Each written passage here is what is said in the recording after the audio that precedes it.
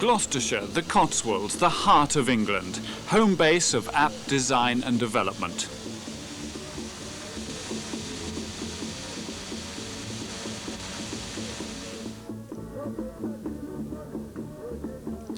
And Chow, Malawi, the heart of Africa. Matara, Sri Lanka. Turkana, northern Kenya. What links these varied and distant parts of our world? In this video, we see how APT is already helping people to help themselves in these and other countries, and how it has the potential to help many, many more people in the same way. In the West, we're fortunate in being able to give assistance to those in developing countries. Although some situations require emergency aid, handouts are not enough. Ultimately, people need to be able to help themselves. One key to sustainable development is the ability to maintain and ultimately to manufacture the equipment, tools, and products needed.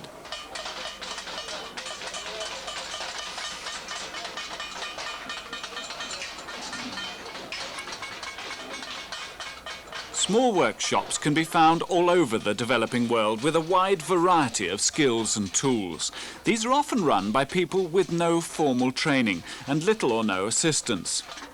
APT Design and Development is a group of engineers and designers who provide guidance to these people. APT's engineers work side by side with artisans in developing countries to teach new skills and to upgrade existing methods. With the right support, small-scale workshops can be shown how to make a much wider range of products: stoves, wheelchairs, wheelbarrows, fuel tanks, seed drills, maize mills, to name but a few. To boost the local manufacture of these products, APT has developed a wide range of workshop equipment which can be built in the small workshop itself. The cutting shears are a good example of the kind of technology in which APT specializes. They're a considerable improvement on the traditional methods used. Chiseling is a slow process and produces rough edges. The shears are much faster to use, and they also produce a good finish.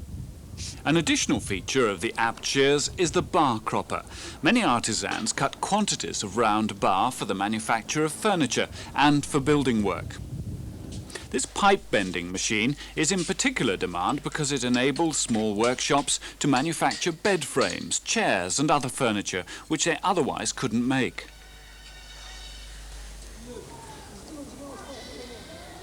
During a visit to Malawi, Rob Hitchings of APT found that the workshop at Malawi Against Polio was manufacturing hand-operated tricycles.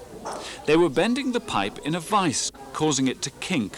Such bends are a serious weakness in the vehicle, and so Rob built a low-cost pipe-bending machine from scrap metal. This pipe-bending machine has enabled them to make much stronger frames with smooth bends. This APT-designed hole punch was built in workshops in Sri Lanka. Quick and easy to use, it punches holes and slots, helping in the manufacture of many sheet metal products.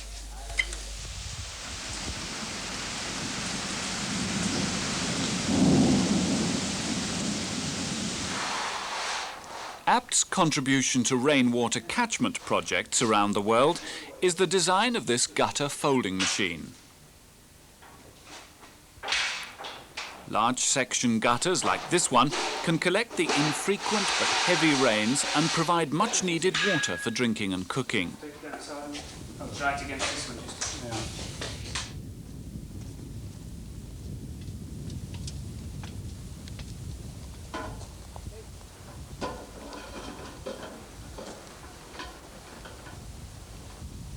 There we have it, rainwater guttering.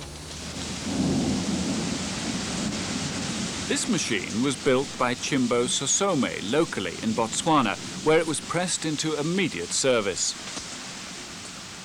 One method of dissemination for the Apt designs is by publication as illustrated construction manuals. The manuals give clear step-by-step instructions on how to build each design. They've been sold to many countries around the world. The designs have been actively introduced in Botswana, Zimbabwe, Malawi and Sri Lanka. In Malawi, Apt engineers ran a course for metal workers and instructors. The pipe bending machine and the shears were subsequently adopted as a part of the curriculum at another Malawi training school.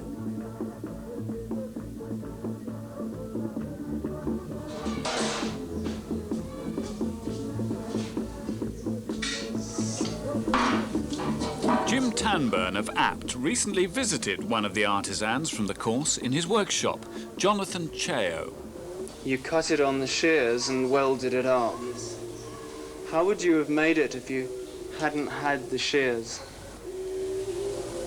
Would have been by chiseling, which would have taken more time than using the shears. How long did it take you to make the shears? It took me about 5 days. 5 days. And the raw materials would have cost?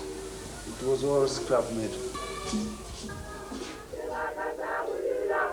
Apt engineers have also mounted demonstration tours in Sri Lanka and Botswana, showing artisans and extension workers what the workshop equipment is capable of.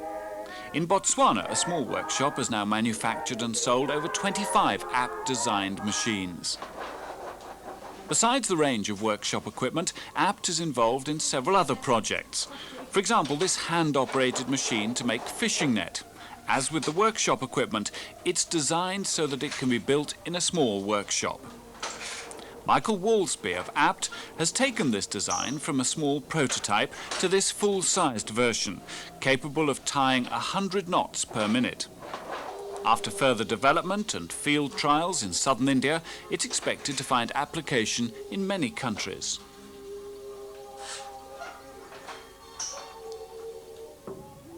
Turkana, northern Kenya, close to the border with the Sudan.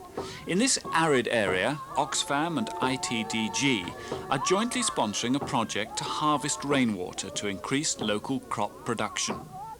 The dry earth must first be broken up using a simple plough before it's formed into walls or buns. These buns stop the water from flowing away. They also greatly reduce the soil erosion that the rain would otherwise cause. Graham Saunders of Apt was called in to work with the local artisans, training them in the manufacture of the donkey harness, earth scoops, and the scraper boards needed by the project. His work has allowed all this equipment to be made locally, rather than brought in from the south.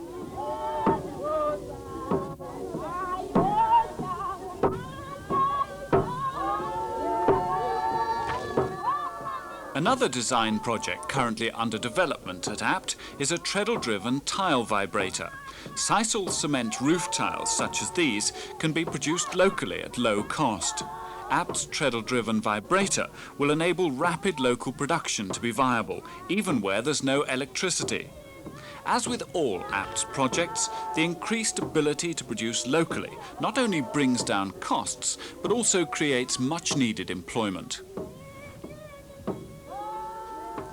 Apt has only been operational in its present form since 1984 and is still developing its UK-based facility.